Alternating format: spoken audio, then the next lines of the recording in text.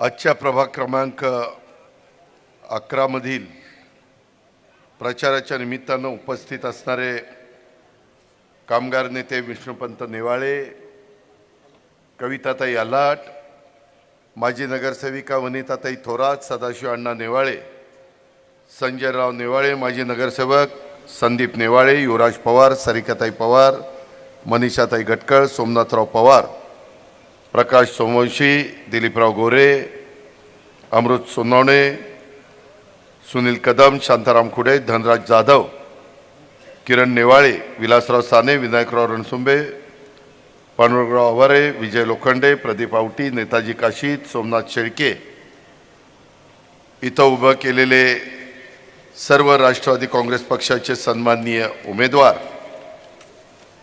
जमलेल्या बंधू भगिनींनो, प्रतिष्ठित नागरिकांनो, लाडक्या बहिणींनो, विशेषतः महाराष्ट्राच्या वेगवेगळ्या भागातून आलेले इथं आमचा धाराशिव जिल्ह्यातले, बीड जिल्ह्यातले आणि इतर जिल्ह्यातले उपस्थित असणारे सर्व प्रतिष्ठित नागरिक, पत्रकार मित्र आणि माझ्या तरुण मित्रांनो, सुरुवातीलाच मी प्रभाग क्रमांक 11 करता राष्ट्रवादी काँग्रेस पक्षाच्या चारही उमेदवारांना स्वाभिमानी रिपब्लिकन पक्ष हे जे दिनकरराव पाचकुडवे आणि साहेबराव बच्चुटे यांनी अध्यक्ष आणि कार्याध्यक्षांनी पाठिंबा दिला, त्याबद्दल बिनशर्त पाठिंबा दिला, त्याबद्दल त्यांचं अभिनंदन करतो, त्यांचं कौतुक करतो.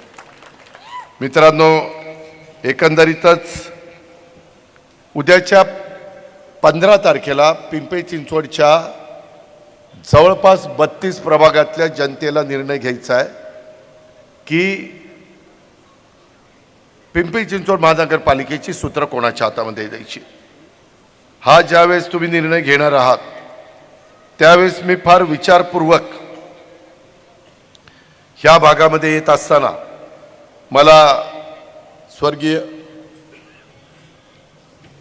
एकनाथराव थोरात, माजी नगरसेवक, स्वर्गीय दत्ताकाका साने, त्याचाही संबंध त्या ठिकाणी ह्या भागाशी आला. परंतु करोनासारखं जगातलं एक मोठं संकट हे जगातल्या लोकांच्यावर आलं आणि त्याच्यामध्ये तुमच्या माझ्या जीवाभावाचे अनेक लोक आपल्याला सोडून गेले. त्यामध्ये देखील आमच्या एकनाथराव आणि दत्ताकाका यांचाही दुःखद निधन झालं. मी त्यांना सुरुवातीलाच श्रद्धांजली अर्पण करतो. इतर पण करोनाच्या काळामध्ये निधन झालेल्या माझ्या सहकाऱ्यांना मी भावपूर्ण श्रद्धांजली अर्पण करतो. मित्रांनो, शेवटी कारभार करताना चांगला कारभार झाला पाहिजे कुठल्याही संस्थेचा. मी महाराष्ट्रामध्ये फिरत असताना अधिकारवाणीने सांगतो की 1992 पासून 2017 पर्यंत ह्या भागातल्या जनतेने माझ्या पाठीची पिंपरी चिंचवडची ताकद उभी केली. 91ला मी खासदार झालो, त्यावेळेस मला मतदान करणारे काही इथं मतदार देखील असतील, त्यांचं त्या काळात ज्यांचं नाव होतं ते. आणि मग मी मात्र मागं वळून बघितलं नाही. का राजकीय घटना घडल्या, साहेबांना दिल्लीच्या राजकारणात जावं लागलं, मला इकडे यावं लागलं, पण मी पिंपरी चिंचवडकडे लक्ष द्यायचं ठरवलेलं होतं. तुम्हाला सगळ्यांना माहिती आहे, कष्टकऱ्यांची नगरी, उद्योग नगरी, औद्योगिक नगरी, आणि ह्या नगरीमध्ये अनेक जण मूळ पिंपरी चिंचवडकर तर आहेतच, परंतु देशातनं, राज्यातून, वेगवेगळ्या जिल्ह्यातून, आमच्या पुणे जिल्ह्याच्या वेगवेगळ्या तालुक्यातून खूप लोक इथे येतात. नोकरी करता येतात, व्यवसाय करता येतात, शिक्षणाकरता येतात. काही ना काही आपल्याला हे शहर देईल हे अपेक्षेने येत असतात. आणि म्हणून ह्या उद्योगनगरी म्हणून देशभर खाती असलेल्या ह्या आपल्या पिंपरी चिंचवड महानगरपालिकेच्या पूर्णानगर, शिवतेजनगर, राजे शिवाजीनगर, महात्मा फुले नगर, कृष्णानगर, अजंठानगर, दुर्गानगर, भीमशक्तीनगर, सचिव गृह संकुल, शरदनगर, पंचवटी घरकुल, नेवाळे वस्ती, पवार वस्ती, कुदळवाडी भागातील प्रभाग क्रमांक 11 ह्याचे ज्यावेळेस उमेदवार द्यायचा प्रसंग आला, खरं तर इथं अतिशय चांगले उमेदवार, काही खानदेशामधनं काम करणाऱ्या, काही माझ्या लाडक्या बहिणी मला भेटल्या, काही इतर भागातनं काम करणारे लोक मला भेटले. काही काहींनी तर प्रचार सुरू केलेला होता. आत्ता देखील काही माझ्या बहिणी मला भेटत होत्या, काही माझे बांधव भेटत होते. परंतु जागा मर्यादित असतात. मी असा दावा करणार नाही की हे चौघांच्या पेक्षा दुसरे कमी होते, कदाचित ते ताकदीनं पण चांगले होते. पण आम्हाला मागासवर्गीय समाजामध्ये तिथं आम्ही उमेदवारी देण्याचा निर्णय ज्यावेळेस घेतला, त्याच्यामध्ये आम्ही मारुती गणपत जाधव यांना उमेदवारी दिली.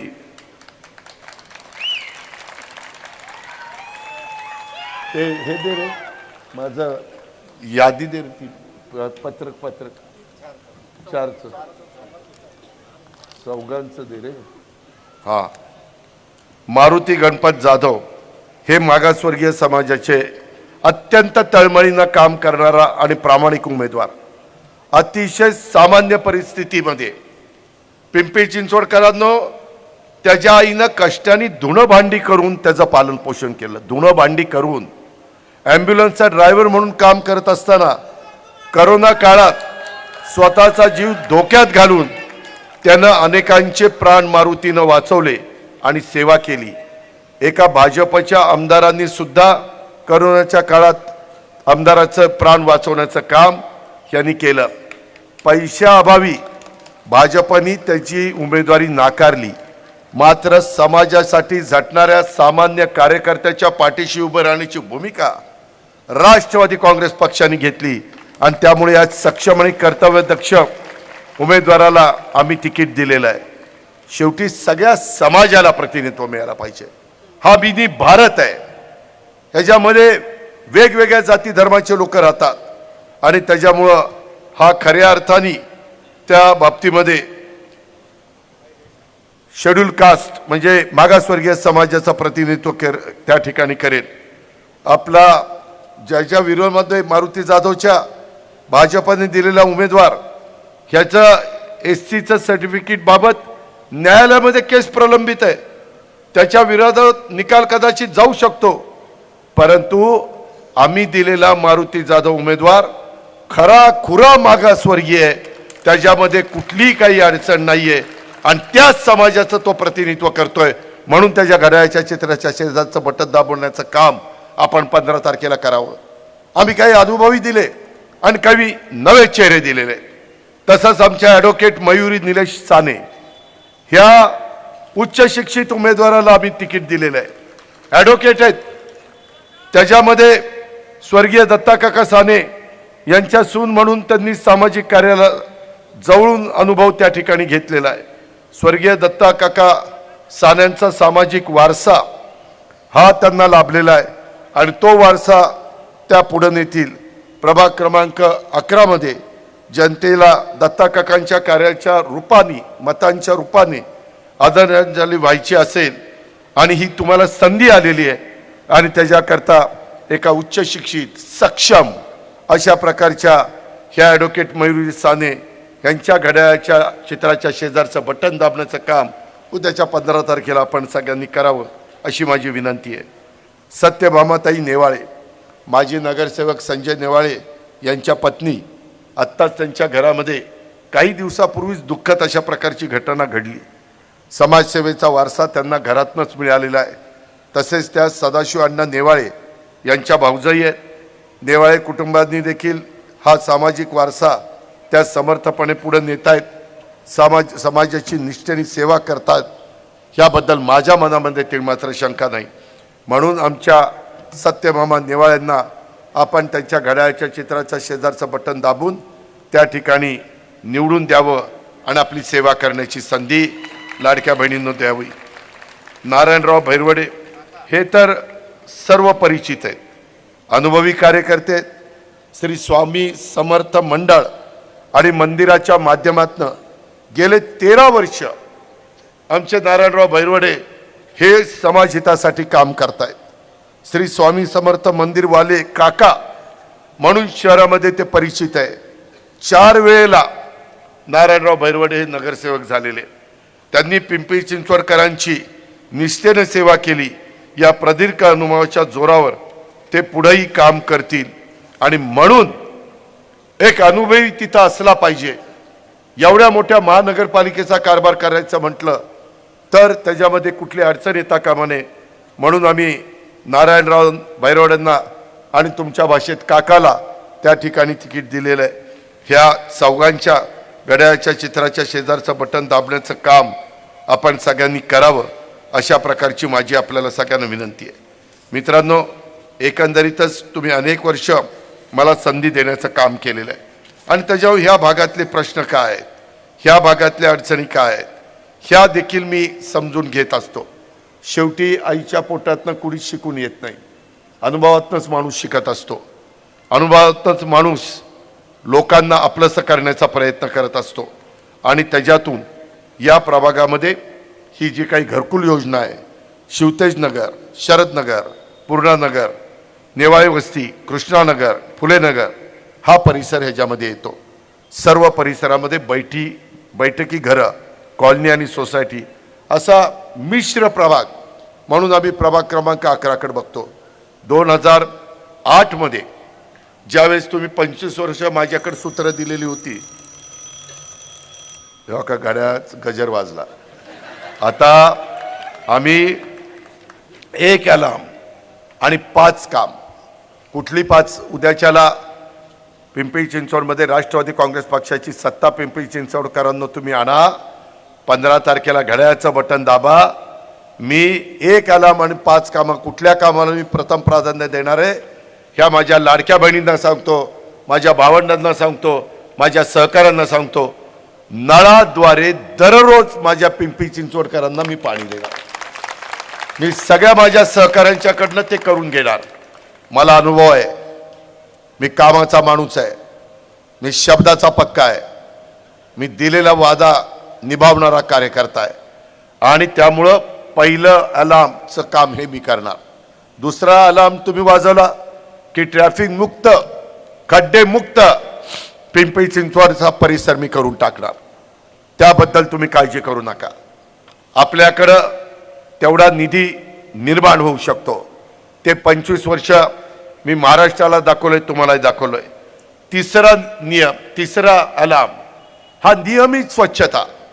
आपलं सर्वांचं शहर हे रोज स्वच्छ झालं पाहिजे. जसं आम्ही आपलं स्वतःचं घर स्वच्छ करतो त्या पद्धतीनं हे तिसरं काम आम्ही करणार. चौथं, हायटेक आरोग्य सुविधा. तुम्ही पाहिलं मगाशी मी बोलत असताना त्याच्यामध्ये मारुती जाधवचं पण सांगितलं. हायटेक आता जग इतकं पुढं चाललेलं आहे, वेगवेगळी मशिनरी निघती. चांगल्या प्रकारे माझ्या पिंपरी चिंचवडकरांची आरोग्याची सेवा देता आली पाहिजे आणि त्याकरता आम्ही हायटेक आरोग्य सुविधा देणार. आणि 5वं, प्रदूषण मुक्त पिंपरी चिंचवडचा परिसर. आज मोठ्या प्रमाणावर प्रदूषण होत आहे. एवढं ड्रेनेजचं पाणी नदीला चाललेलं आहे. आपल्या इथनं जाणारी इंद्रायणी, आपल्या इथनं जाणारी पवना, आपल्या इथनं जाणाऱ्या वेगवेगळ्या नद्या ह्या खराब होत आहेत. मासे तिथं जिवंत राहत नाही. खालच्या लोकांना खराब पाणी प्यावं लागतं. आपण मात्र पवनेचं आणि बाबा आस्केडचं पाणी पितोय. पण त्याचंही नियोजन 9 वर्ष ज्यांच्याकडे कारभार आहे त्या कारभाऱ्यांना करता आला नाही. भ्रष्टाचाराने तुमच्या माझ्या पिंपरी चिंचवडला पोखरलं. अक्षरशः कर्जबाजारी केलं. पिंपरी चिंचवडकरांनो, प्रभाग क्रमांक 11 मधल्या माझ्या बांधवांनो, मी कर्ज न काढता 25 वर्ष ह्या शहराचा विकास केला. ग्रेड सेपरेटर केले, फ्लायओव्हर केले, डबल फ्लायओव्हर केले, रस्ते रुंद केले, सर्व्हिस रोड दिले, क्रीडांगणं केली, उद्यानं केली, गरिबांच्या करता व्हर्टिकल इमारती बांधल्या. त्याच्या संदर्भामध्ये पाणी जेवढं पाहिजे होतं ते पवनेचं पाणी कमी पडायला लागल्यावर भामास्कीडच्या पाण्याचे त्या ठिकाणी आपण परवानगी दिली. कारण ह्या सगळ्या मूलभूत गरजा आहेत तुमच्या. तुम्ही इथं राहताय, तुमची भावी पिढी ही त्याच्यामध्ये नशीबवान ठरली पाहिजे. त्यांना शिक्षणाची दालनं उघडून दिली पाहिजे. त्याकरता प्राधिकरणामध्ये किंवा वेगवेगळ्या भागामध्ये चांगल्या चांगल्या संस्था, शिक्षण संस्था आम्ही आणल्या. आपल्या इथली लोक मी ज्यावेळेस खासदार झालो 91 साली, इथनं लोक काम करायला यायची आणि राहायला पुण्याला जायची. मी ठरवलेलं होतं इथं राहण्याची अशी व्यवस्था करायची, इथं शिक्षणाची अशी व्यवस्था करायची, इथं मॉल असतील किंवा ज्या खरेदी करावी लागतात त्या बाबी असतील की माझ्या पिंपरी चिंचवडकरांना पुण्यामध्ये जावंसं पण वाटता कामा नये. त्या मूलभूत गरजा माझ्या पिंपरी चिंचवडमध्ये त्यांना मिळाल्या पाहिजे, असं काम आम्ही 25 वर्षामध्ये केलं. आणि म्हणून आज मला मागं नारायणराव आणि बाकीचे माझे सगळे सहकारी सांगत होते, दादा अनेक ठिकाणी इंग्रजी माध्यमाच्या शाळा सुरू झाल्या, CBSEच्या शाळा सुरू झाल्या, आम्ही काही ठिकाणी महानगरपालिकेमध्ये केल्या. मराठी तुमची माझी मातृभाषा आहे, ती तर आलीच पाहिजे, परंतु जगाच्या पाठीवर तुमची माझी मुलं जर जायची असतील तर त्यांना इंग्रजी पण आलं पाहिजे. त्याकरता आपण ह्या भागामध्ये तशा पद्धतीनं काम करणार आहोत. तुम्ही फक्त उद्याच्या 15 तारखेला घड्याळाचं बटन दाबण्याचं काम करा. गोरगरिबांच्या पण मुलांना CBSE स्कूलचं शिक्षण मिळालं पाहिजे. ह्या पद्धतीनं आपण त्याच्यातनं मार्ग काढू. मित्रांनो, एवढंच नाही, 2008ला इथं आशिया खंडातली श्रीमंत महानगरपालिका आणि त्याच्यामुळं कुठली कुठली कामं उद्याचे काही वर्ष डोळ्यासमोर ठेवून करायची. त्यावेळेस माझ्या लक्षात आलं, पवारसाहेब केंद्रामध्ये होते. पवारसाहेब केंद्रामध्ये असताना तिथं आम्हाला डॉक्टर मनमोहन सिंगांचं सरकार होतं आणि त्यावेळेस Jawaharlal Nehru national urban renewal mission JNNURM अशा पद्धतीचा कार्यक्रम आला. देशाकरता आला, अनेक शहरांच्या करता आला.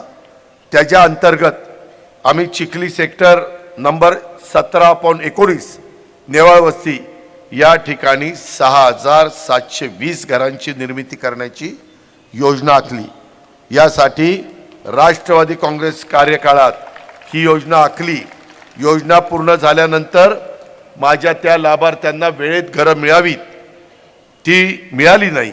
यामध्ये अनेक गैरप्रकार झाले, भ्रष्टाचार झाला, काही निकृष्ट बांधकामं झाली. त्याचबरोबर लाभार्थ्यांना घरं मिळवून देण्यासाठी अनेक दलाल हे सक्रिय झाले. अशा तक्रारी आल्या आणि त्याच्यातून जे आत्ताचे राज्यकर्ते होते त्यांनी त्याचं वाटोळं केलं.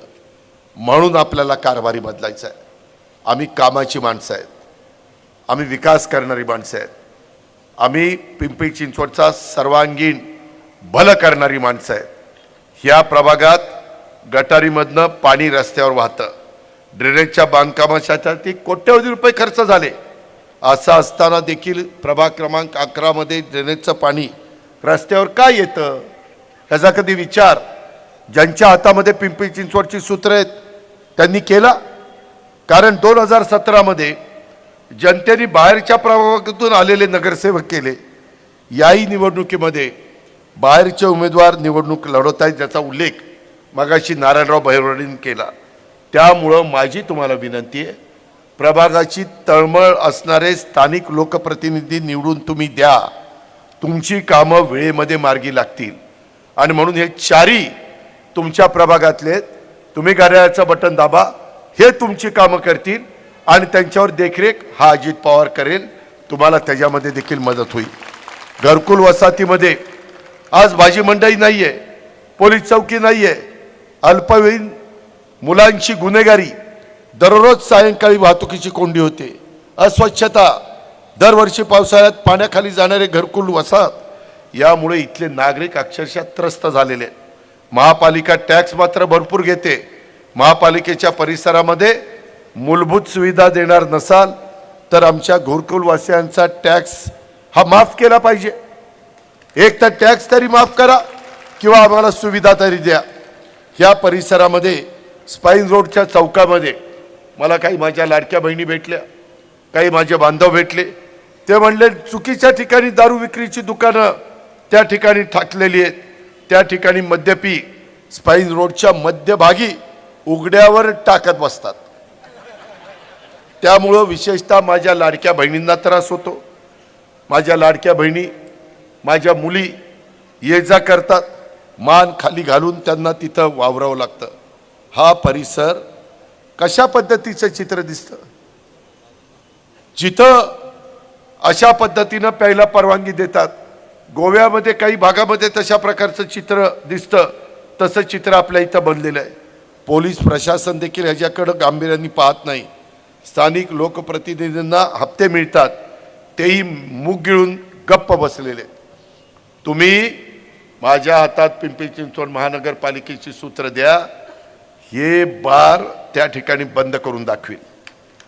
तुम्हाला संत तुकाराम महाराज, संत ज्ञानेश्वर महाराजांचा जो विचार आहे, निर्वसनी समाज निर्माण झाला पाहिजे, त्या वारकरी संप्रदायाच्या विचारांनी आपण एकमेकाला सहकार्य करू. ती ताकद तुमच्या पवित्र मतामध्ये आहे आणि तेच सांगण्याच्या करता मी आज रात्रीच्या वेळेला तुम्हाला भेटायच्या करता आलेलो आहे. आज भविष्यात जर विचार केला तर तुम्हाला माहिती आहे, शरदनगर येथे 5 कोटीचा अंडरपास बनवला. काय परिस्थिती आहे? त्याच्यामध्ये 2-4 चाकी गाड्या समांतर प्रवास करण्यासाठी अंडरपास बांधायला हवा होता. मात्र स्वामी विवेकानंद अंडरपाससाठी 5 कोटीपेक्षा जास्त खर्च केला. तो केवळ नागरिकांना दुचाकी गाडीसाठी वापर करण्यासाठीच का? अशी उदाहरणं कितीतरी देता येईल. मी माझ्या काळामध्ये जे फ्लायओव्हर केले, जे अंडरपास केले, जे सबवे केले, तिथं कुठंही अडचणी येऊन दिली नाही.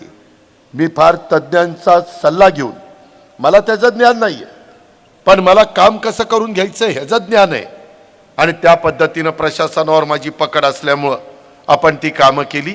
आपले 5 कोटी रुपये पाण्यामध्ये घालण्याचं काम यांनी केलं. ह्या प्रभागाच्या मधून स्पाईन रोड गेलेला आहे. सकाळ आणि संध्याकाळ साने चौकात येणारे स्पाईन रोड चौक आणि घरकुल चौकात वाहतूक अतिशय मोठा प्रश्न तिथं निर्माण होतो. चुकीच्या पद्धतीनं सिग्नल व्यवस्था बसवलेली आहे, त्याच्यामुळं वाहतुकीची कोंडी होती. हे चौघांना तुम्ही निवडून द्या, महानगरपालिका माझ्या ताब्यामध्ये द्या, मी हा प्रश्न तुमचा सोडून दाखवीन. पावसाळा असो उन्हाळा असो, या भागातील विद्युत पुरवठ्याच्या समस्या कायम आहे. अंतर्गत केबलचं काम व्यवस्थित न झाल्यामुळं नेहमी वीज पुरवठा हा खंडित होतो. याचा परिणाम माझ्या इथल्या नागरिकांच्या दैनंदिन जीवनावर होतच होतो. परंतु ह्या भागामध्ये जे शाळेमध्ये विद्यार्थी जातात त्यांच्या भविष्यावरती देखील होतो. ह्याला जबाबदार कोण? का तर काम काढलं, 5 फूट आतमध्ये केबल टाकायला पाहिजे होती. ह्यांच्याच बगल बच्चांनी काम केलं, घेतलं आणि केलं आणि अवघ्या 1.5-2 फुटावरती केबल गाडली. कसं काम चांगलं होणार? कामाचा दर्जा यांना 9 वर्षामध्ये टिकवता आलेला नाही. म्हणून मी ह्या निवडणुकीच्या निमित्तानं तुमच्या सगळ्यांच्या समोर मतं मागायला आलेलो आहे. कारण हे शहर अतिशय चांगल्या पद्धतीनं मी गेले 25 वर्ष तुमच्या पाठिंब्याच्या जोरावर पाहिलेलं आहे. ह्या शहराचा शिल्पकार कोण हे इथल्या लोकांना विचारा, ते कुणाचं नाव घेतात ते पहा. बाकीच्यांनी ह्या शहराला लुटण्याचं आणि भ्रष्टाचार माखण्याचं काम त्या ठिकाणी केलेलं आहे. काही राजकीय नेतृत्व स्वतःच्या स्वार्थाकरता अल्पवयीन मुलांना गुन्हेगारी मार्गाकडे घेऊन जात आहेत. मुलांचं भविष्य घडवण्याच्या ऐवजी बिघडवण्याचं काम काही लोक करतात. तुम्ही शुद्ध नागरिक आहात, तुम्हाला लक्षात आलं पाहिजे की कोण आपल्या मुलांना बिघडवण्याचं काम करतायत, अल्पवयीन मुलांना. कारण काय होतं, कायदा असा आहे की तो सज्ञान नसेल तर त्याच्यावर जो काही गुन्ह्याची कलमं टाकता येतात ती टाकता येत नाही. त्याकरता मी मधी अमित शाह साहेबांना पण विनंती केली की मधी जे कायदे आपण बदलले त्याच्यात काही बदल करण्याची गरज आहे. ह्या अल्पवयीन मुलांच्या करता पण काही कायदे केले पाहिजेत आणि त्यांनी जर चुका केल्या तर त्याच्यात कायद्याचा बडगा हा त्यांना दाखवला गेला पाहिजे. त्याकरता अमित भाई मला म्हणाले की मी काहीतरी त्याचा विचार करतो. सामान्य नागरिकांच्या करता इथं बांधलेल्या घरकुला योजनेच्या अनेक इमारती बांधकामाचा दर्जा खराब असल्याच्या तक्रारी आहेत. मंजूर झालेल्या घरांच्या परस्पर विक्री आणि भाड्याने देणे असेही गैरप्रकार या भागामध्ये घडतात. त्याची चौकशी केली पाहिजे. त्याकरता तुम्ही आमच्या हातामध्ये ती सूत्र द्या, आम्ही त्या ठिकाणी ते करून दाखवू. आम्ही मागं 25 वर्ष दाखवले काम करून. आता मधी 9 वर्ष आम्ही नव्हतो. तुम्ही माझ्या 25 वर्षाची आणि आत्ताच्या 9 वर्षाची तुलना करा, तुम्हालाच कळेल की अजित पवार आणि त्यांच्या बरोबरच्या कार्यकर्त्यांनी कामं करत असताना आशिया खंडातल्या श्रीमंत महानगरपालिकेला कर्जामध्ये न लोटता कामं करून दाखवली. यांनी ठेवी मोडल्या, कर्ज त्या ठिकाणी केलं आणि कामं दर्जेदार केली गेली नाही. ह्या अशा पद्धतीचा याचा कारभार आहे. तुमच्या सगळ्यांच्या दृष्टीनं महत्त्वाचा प्रश्न म्हणजे ह्या भागातला प्रॉपर्टी टॅक्स. चिखली घरकुलमधील रहिवाशांना 10 वर्षाचा प्रॉपर्टी टॅक्स माफ करावा अशा प्रकारची मागणी राज्य सरकारकडे प्रलंबित आहे. 500 चौरस फुटापेक्षा कमी असलेल्या घरांना टॅक्स माफी अंतर्गत टॅक्स माफ करावा यासाठी मी राज्य सरकारच्या माध्यमातून पाठपुरावा करून मार्ग काढणार आहे. मी शब्दाचा पक्का आहे. मी तुम्हाला जाहीरपणे लाडक्या बहिणींनो त्या बाबतीमध्ये तुम्हाला समाजात मान सन्मान प्रतिष्ठा प्राप्त करून देण्याचं काम हे राष्ट्रवादी काँग्रेस पक्षाने केलेलं आहे. 92 साली पवार साहेबांनी आम्हाला सांगितलं होतं, अजित किती उशीर झाला तरी हे बिल पास झालं पाहिजे. रात्री 3:30ला आम्ही बिल पास केलं. त्यामुळं आज आमच्या बहिणी लाडक्या ह्या पदाधिकारी होत असताना, नगरसेवक नगरसेविका होत असताना दिसत आहेत. ह्याही गोष्टीची आपण जाणीव ठेवा. आणि हे राज्यामध्ये मुंबई महानगरपालिकेने केलेलं आहे. माझ्या माहितीप्रमाणे नवी मुंबई महानगरपालिकेने केलेलं आहे. इथं गरीब वर्ग राहतोय, जो 500च्या वर फ्लॅट असणारा राहणारा त्याची परिस्थिती बरी आहे, त्याच्यावर ते टॅक्स भरतील. पण राज्य कारभार हा गरिबाकरता करायचा असतो आणि इतरांना सोयी सुविधा उत्तम पद्धतीने द्यायच्या असतात सर्वांना. तशा पद्धतीनं आम्ही करू हा शब्द मी आजच्या दिवशी तुम्हाला देतो. तुम्ही मला साथ द्या, मी तुम्हाला साथ देतो. रस्त्याच्या साफसफाईमध्ये बंधू भगिनींनो एवढे माणसं दाखवतात आणि पैसे काढतात. स्वच्छतेच्या करता एवढे कामगार लावलेत असं सांगितलं जातं आणि कोट्यवधी रुपयाचा मलिदा लाटण्याचं काम त्या ठिकाणी केलं जातं. आज दुपारी मी काही लोकांना भेटण्याच्या करता शिष्टमंडळ मला आली होती, तेव्हा मी कलासागर अशोकराव भोसलेंचं हॉटेल आहे तिथं बसलेलो होतो. तिथं मोठ्या प्रमाणावर कचरा गोळा करणाऱ्या महिला तिथं मला भेटायला आल्या. म्हणलं काय झालं? त्या म्हणल्या की दादा आम्हाला आता रात्रीची ड्युटी लावली. काय ड्युटीचे वेळ आहे? रात्री काहीतरी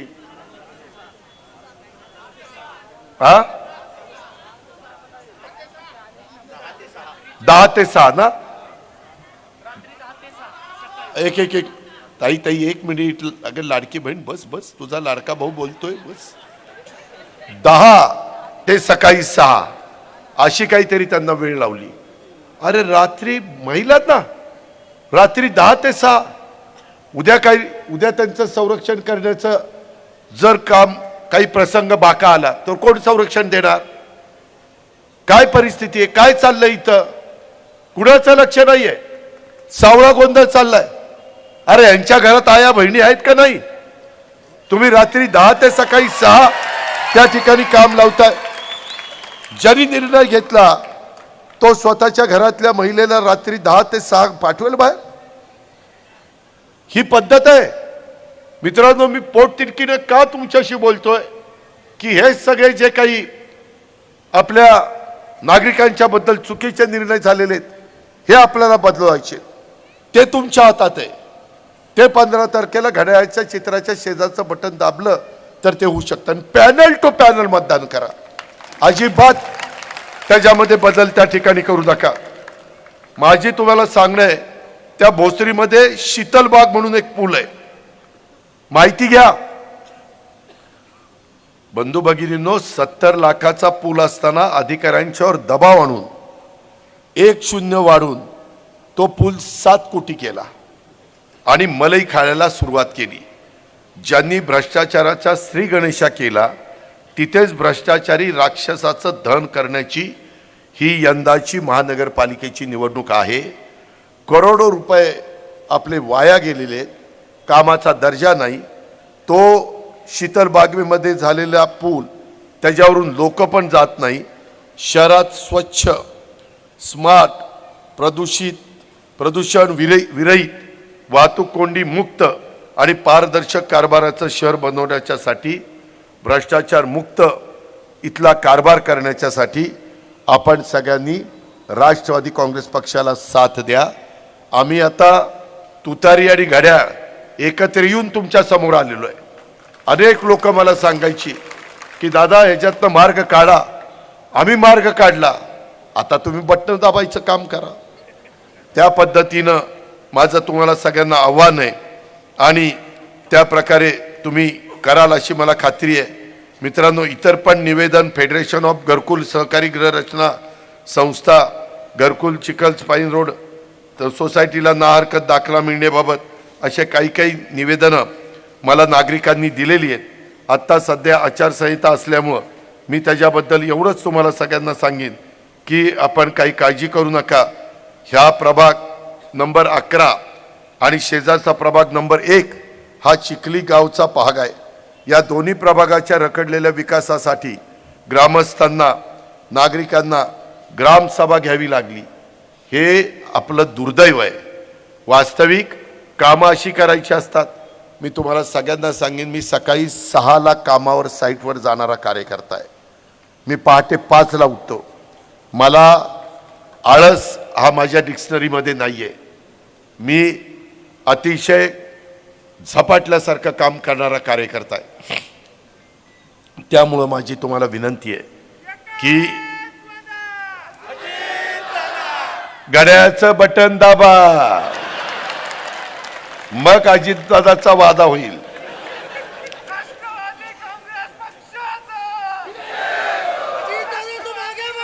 मित्रांनो, ह्या पद्धतीनं आपल्याला सगळ्यांना पुढे जायचंय. माझी आपल्याला सगळ्यांना विनंती आहे की होय बाबा होय, ह्याचं बटन कुठल्या बूथवर आहेत सांगा रे, त्याचं बघतोच कुठली बटन दाब. मित्रांनो, बंधू भगिनींनो, ह्यांनी कर्जाच्या खाईत तुमच्या माझ्या महानगरपालिकेला लोटत असताना अक्षरशः महानगरपालिकेच्या ठेवी मोडल्या. आज आता इथं नारायणराव भरवडे त्यांनी अनेकदा प्रतिनिधित्व केलेलं आहे. स्वतः नेवाळे पण आहेत. त्याच्यामध्ये 10,000 कोटी रुपयाचं आपलं डिपॉझिट व्हायला पाहिजे होतं, परंतु आपलं डिपॉझिट कमी करण्याचं काम ह्या लोकांनी केलेलं आहे. का तर ह्यांना विजन नाही आहे आणि त्याकरता आपल्या जे काही दायित्व आपल्यावर वाढवलेलं आहे. मी तुम्हाला उदाहरण देतो. मी सगळं हे म्हणजे माहितीच्या अधिकारातनं कागद घेतलीत आणि त्याच्यावर मी बोलतोय. साधारण 17 पासून आत्तापर्यंत 9 वर्षात आपल्या महानगरपालिकेने जे बजेट सादर केलं त्याला आपण अर्थसंकल्प म्हणतो. 60,000 कोटी रुपये ह्या 9 वर्षामध्ये अर्थसंकल्पात एकंदरीत त्यांनी मांडले. 30 ते 32% त्या बाबतीमध्ये आस्थापना खर्च असतो, म्हणजे पगार आणि हे सगळं. त्याच्याकरता 20,000 कोटी रुपये मी सोडले. 40,000 कोटीची कामं दाखवा ना. 9 वर्ष तुमचा कारभार आहे, तुम्ही कारभारी म्हणून काम केलंय. त्या 40,000 कोटी गेले कुठं ह्याच्याबद्दलचं उत्तर ते त्या ठिकाणी देऊ शकत नाही. ह्यांच्या कारकिर्दीमध्ये स्टँडिंग कमिटीच्या चेअरमननी भ्रष्टाचार केला. अँटी करप्शननी त्याला पकडला आणि त्याला अटक केली. ही परिस्थिती या लोकांनी आपल्यावर आणून ठेवली. महानगरपालिकेच्या इतिहासात पहिल्यांदाच हे घडलं. मनपाच्या वरिष्ठ पदाधिकाऱ्याला अटक व्हावी लागली. आपल्याला माहिती नाही, महानगरपालिकेतले चांगले अधिकारी स्वेच्छानिवृत्ती घेतात. त्याच्यामध्ये शहर अभियंता इतका चांगला अधिकारी.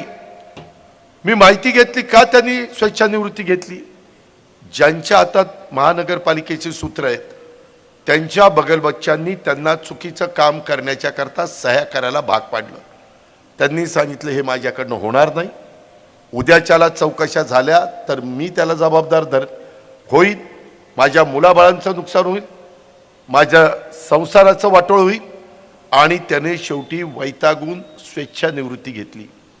अशा काळामध्ये ही परिस्थिती, लोकांच्यावर दबावाचं राजकारण, दमदाटीचं राजकारण, उद्याच्या काळामध्ये निवडणुकीच्या निमित्तानं प्रलोभनं दाखवली जातील.